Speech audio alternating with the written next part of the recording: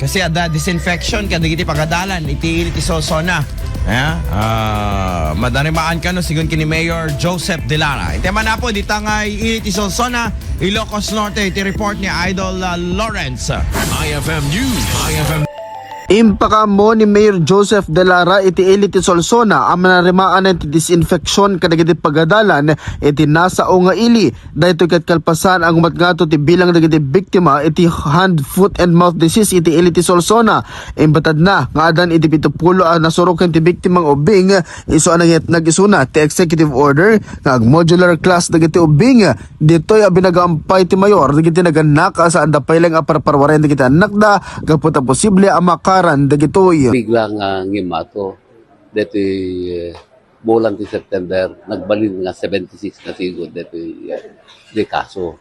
So nag-meeting di Lunes na sigod including dito may sorsoro dito heads of offices, barangay health worker kada iso amin nga masapol nga ikataw ko mangyat nagak ti executive order nga mangi pawil pa lang ti siserret dito bing including dito mga sorsoro masapol nga may quarantine da pelain ta irugi tayo tumbigat ti disinfection. Kabayatan na ko na ni Dr. Renzi Godfrey Magpali, Municipal Health Officer iti iliti si Solsona, ket manarimaan ti close monitoring da kadagiti biktima iti nasa o asakit. Ken pinagaan na dagiti naganaka ano kasapulan na may separate ti kubiertos dagiti anak da ket obrayan da tapno saan nga agwaras ti sakit.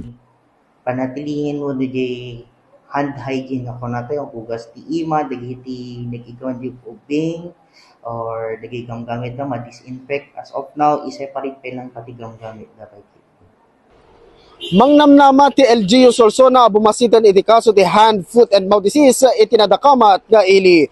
Para iti IFM News, Idol Lawrence Martinez, Tatak, RMN.